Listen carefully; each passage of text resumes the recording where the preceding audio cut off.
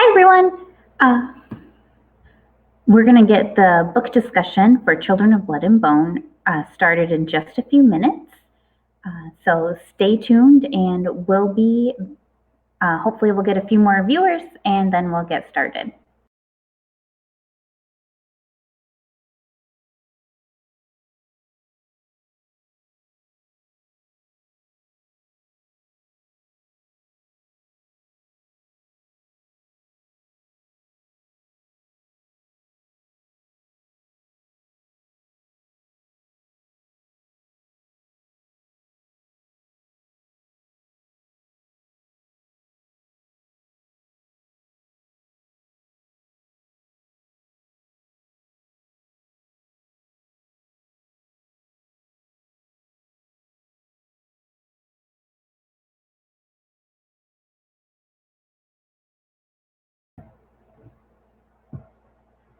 Hi, everyone. My name is Ashley, and I am the Team Services Librarian here at the Southfield Public Library. This is going to be a live book discussion of Tomi Adeye's book, Children of Blood and Bones. That's the first book in the Legacy of Oshira series.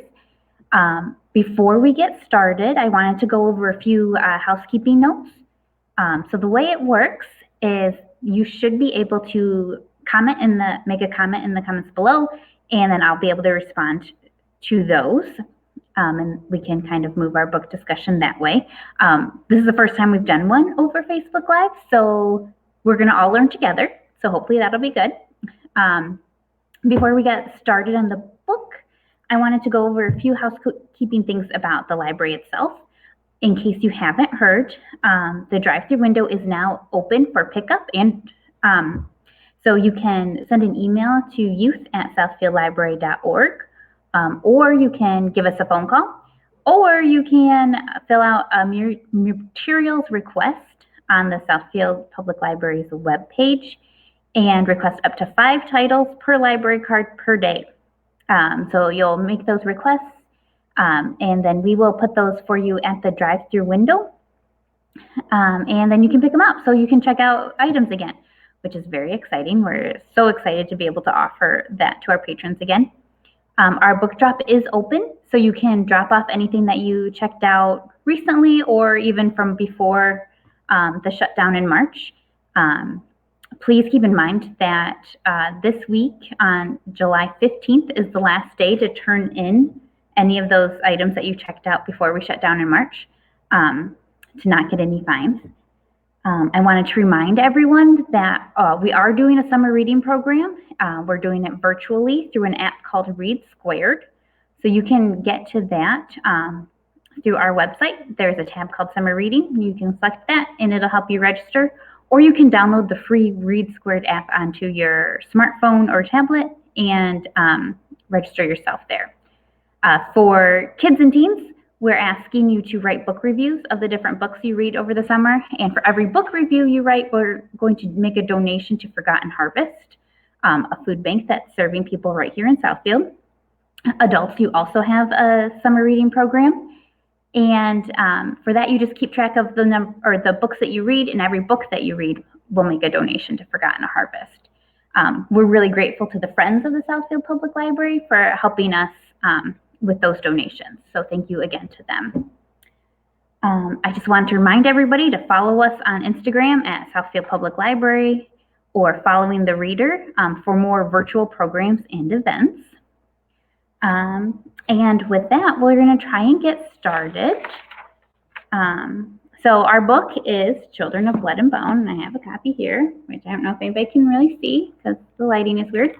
But so what kind of overall thoughts did you guys have? You can make a comment in the comments below, and I should be able to see it. Did you like the characters? Did you like the plot? This book got a lot of attention and is on the bestsellers list, a lot of awards. So did you think that it merited those awards? What were your thoughts? I know from my perspective, I really loved the world that she created. I thought like the mythology was really interesting, and I really enjoyed going there. What I felt was lacking a little bit was a little bit in the character development. I often felt like I didn't know why I wanted to like these characters. So that was probably my main thought on it. Overall, I liked the book. I still haven't read the second one, and this book discussion is going to only cover the first book. So I am excited to read the second one, which has been out since I think December. So tell me what your thoughts are. And I also wanted to share this. If you follow the link on your screen, you should be able to go to a quiz to find out which clan you would belong to. So that's kind of a fun thing to do. Turns out I am part of the Grounder clan, which means that, let's see here, I am practical, grounded, and hardworking. I hope that's true, but I'm practical, grounded, and hardworking. So while you guys ponder that, let's see, what else should we talk about? What did you think about having 3 narrators? So throughout the book, we get the story from the perspective of Zeely, Amari, and Anan. Did you have a particular favorite narrator? Did you like one character better? I know I liked Amari best. She was my favorite character. I felt like she had the biggest arc. She kind of started the story a little bit, I don't know if I want to say meek, because she was obviously very, very brave to stand up to her family and to run away. But she really came into her own over the course of the book. And so she was my personal favorite. You can definitely share your favorites in the comments. What do you think about this book in comparison to other young adult fantasy novels you may have read?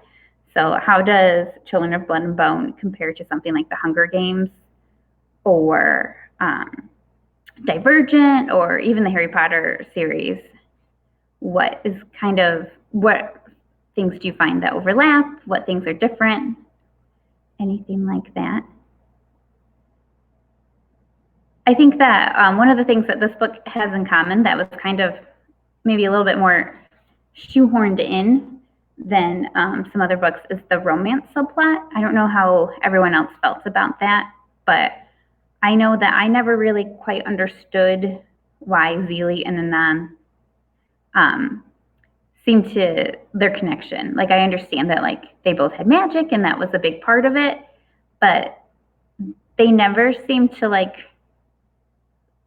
most of their meetings happened in a dreamscape, right? And I never got that they really got to know each other as characters, and maybe that's part of me not feeling like I got to know them as characters over the course of the book. So in case you wanted to take the quiz, I'm going to put that up on the screen again. So that is the link to the quiz to find out which clan you would belong to or what your power would be if you were in this universe. Let's see here. And so I think, back to the romance subplot, I didn't think that it really added a whole lot to the story.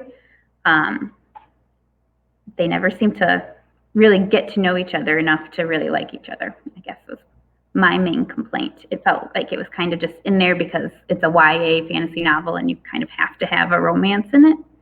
I don't know how everyone else felt about it. Let's see here. Did you have any favorite parts of the story? I felt like the action worked really well. A lot of things happened. They traveled all over this world, and they covered a lot of ground. They met a lot of different characters, but they never, so I think because of all of the action that was happening, you lost some of that character development. Are there any scenes that really stuck out to you? I know I had read this book a couple of years ago, right when it first came out, and I reread it for this book discussion. But what I most remembered from the first reading was the scene with the ship battle. So I'm curious if that stuck out to anyone else. And like I said, you should be able to comment below. and kind of get going in on this discussion.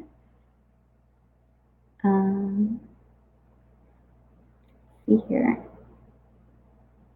Has anyone read the second book? I'm just curious. Like, I don't want to, no spoilers, but to see if anyone has gotten that far into the story. Okay. They are making a movie out of it, so I'm excited to see what they do on the big screen. It'll be really interesting to see how magic is kind of portrayed, because they talk a lot about auras and other things like that. So I look forward to seeing a visualization. And the cover of this book, I think, is absolutely amazing. I love looking at Zelie. Like, her eyes are so powerful. Just in the cover art, that I look forward to seeing what they do on the big screen. See here. So the author, Tomi Adeyemi, has written, she mentions it in the author's note in this book, and she said it in interviews since, that a lot of her writing of this book was really influenced by the Black Lives Matter movement and the murder of children like Tomi Adeyemi. So were there any parts of the book that you could really see that play out? See how that was really tied together? What are the parallels between Zelie's world and our world?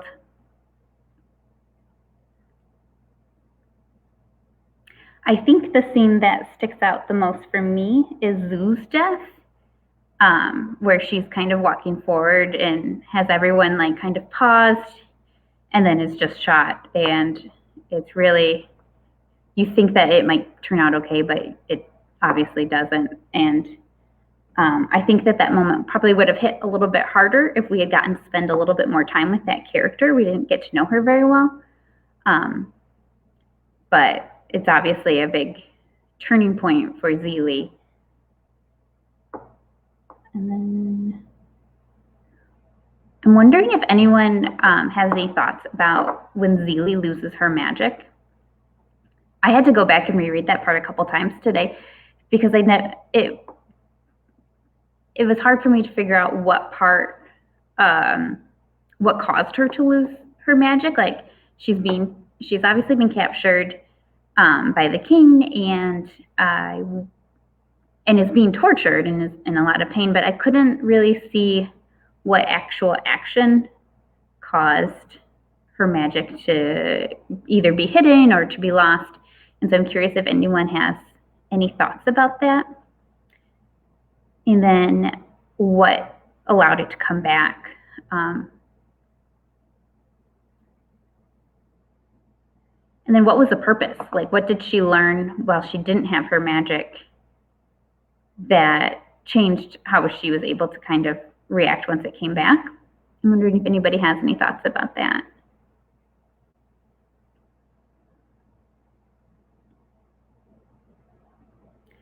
And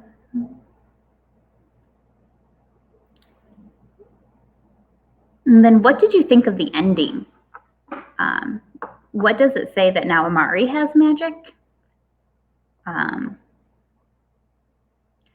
kind of wondered if maybe that was a little bit of a lost opportunity, because I think that her being queen but not having magic could have been a really important way to show how these two cultures or two people could really like build on each other and like interact in a really positive and meaningful way.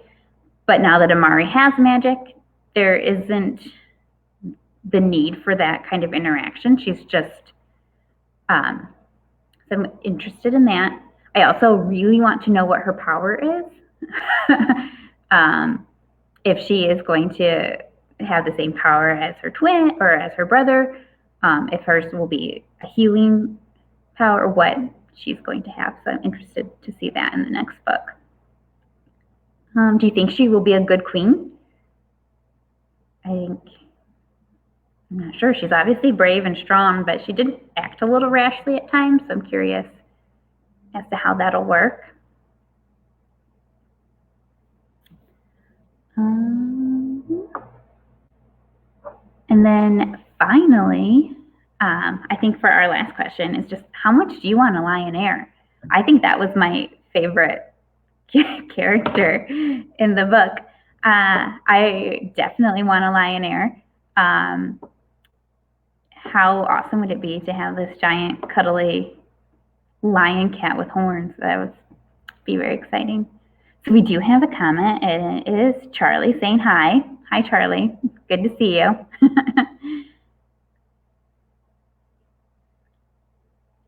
So yeah, if you're just joining us, this is our book discussion for Children of Blood and Bone.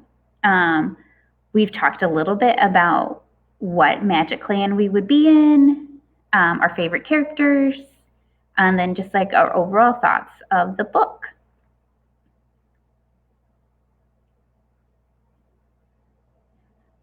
Mm-hmm.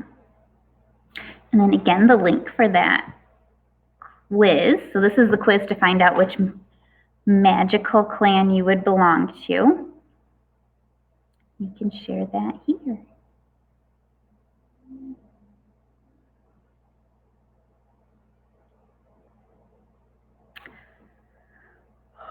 Okay, well, it looks like most of our viewers are still getting through their reading.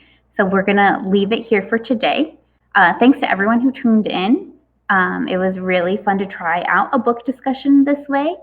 If you have any books that you want to discuss over a live chat like this, please send them our way. You can email us at youth@southfieldlibrary.org. Or make a post in the comments below and we'll see it there. It was great to see everyone virtually like this. Hopefully you'll be able to contact the library and get your books curbside, and that soon we'll be able to see each other in person again. Thanks for watching and have a great day. Bye-bye.